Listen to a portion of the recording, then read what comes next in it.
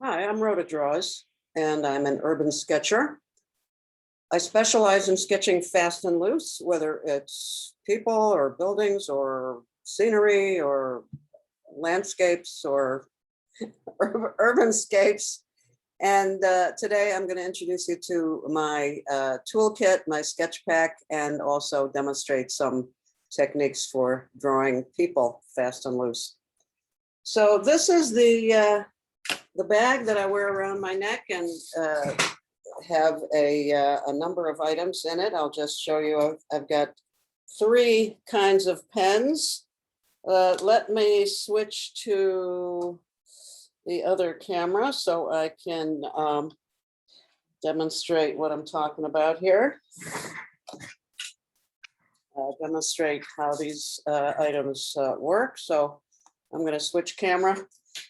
And I'm going to show you my three pens here. These are waterproof ink pens, three different sizes, two fairly thin line pens. These are microns. This is a micron 05. And boy, that is thin. It'll focus in. There you go. So those are fairly thin lines. My main pen for drawing an outline or a basic sketch would be the Micron 08, which is a little bit heftier. And when I want to do a very bold black stroke for emphasis, or to do certain kinds of shadows or reflections in windows, I have a nice bold brush pen. This particular one is a Pigma MB, which I think stands for medium brush. And you can see from the mark, it's a flexible mark. It can be fairly thin, and it can go to a much wider, depending on how you hold the angle of the brush pen. Now I've got a number of, well, let me put these in my pouch.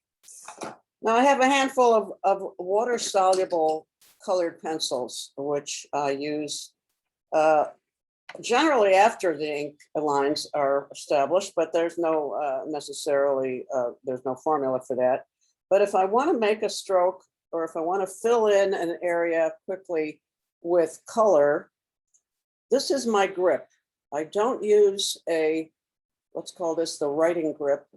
This is my drawing grip, where if you want to start from scratch, put your pencil down on a flat surface and then come up on it so that your index finger is close to the point, and then just lift. So here's what it looks like.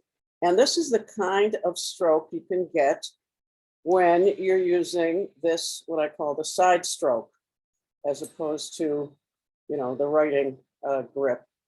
So I can do that with using different directionality, maybe combining two or more colors at the same in the same general area.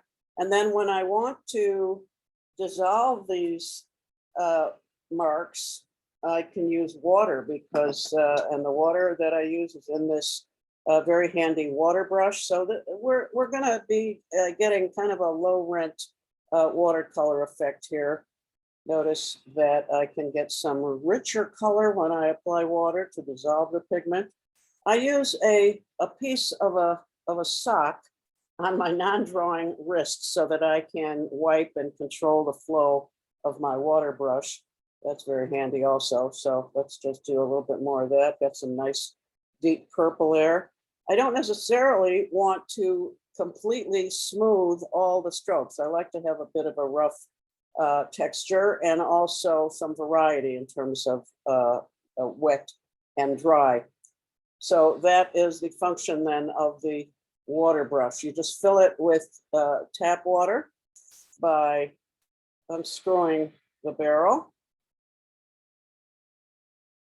And you can just fill this under the tap, screw it back on, and you're good to go. A little of this will go a long way, the water that is, so you don't have to worry about maintaining a steady supply of water as you might with traditional watercolor on location. So now I'm going to put this into my pouch, and along with the other handful or so of water-soluble pencils. Incidentally, this is a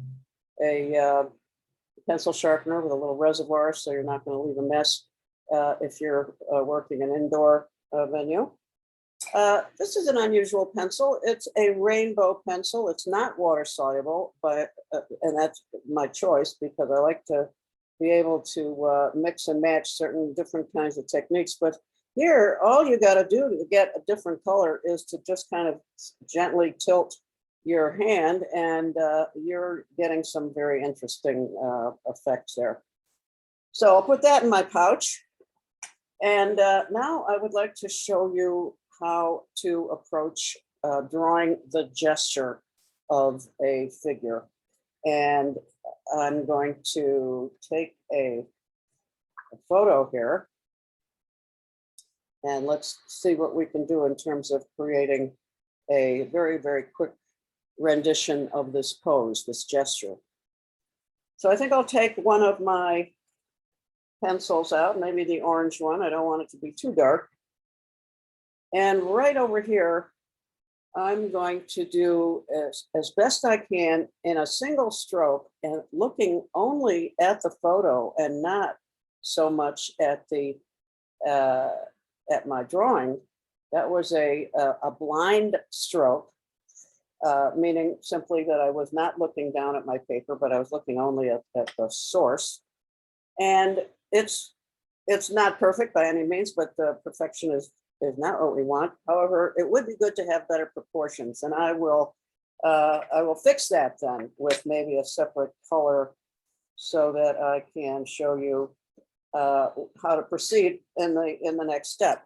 So let's confirm the size and position of the head. Let's make that head about like so. Recall, if you can, that an adult figure is between 7 and 8 heads high. So we don't want to make that head too big in proportion. We've got a nice long shoulder to elbow line there, and then it ends. Then the lower arm is going to end with the fist, loose fist, right there on the hip. Now let's make that that leg a little bit longer than what I had, and the upper leg and the lower leg are going to be about the same length in proportion. We're going to have to fix that other leg for sure. Let's get the two knees the way they are in a proportion and in relationship to each other. Now this foot, as you can see, needs to be a lot closer to the ground than what I had in my blind stroke. Let's give him a nice full, we're going to flesh him out now a little bit and put that t-shirt up there. And let's get that, the jeans on the leg in front, okay, is darker at the bottom. The leg behind is quite a bit darker, and it comes behind the other leg in that way. We're going to be able to use a shadow down here to show that one of the legs or one of the feet is on the ground and the other one is upraised. Now we haven't forgotten, well, totally, we haven't forgotten the other arm. And so let's put it over there. I'll skip the his partner for now, just so we can stick with this one figure. Using your observation of negative space, for example, notice that there's only a little bit of an interesting little triangular shape between his torso and his arm. So let's make that happen. And we have a little bit of the, quite like this little detail is to show that his t-shirt is kind of flowing backwards to indicate the action of the dance. So this isn't bad for a quick gesture from this photo. You can do the same type of thing when you're working live out in the field. It looks to me like I need to give him a bit more of a neck and possibly a little bigger head. The back of his head needs to accommodate his brain. So let's say that's close enough. One of my one of my favorite goals. So thanks for watching me do a little quick and I want to say quick and dirty, fast and loose demonstration, and we'll see you in the next tutorial.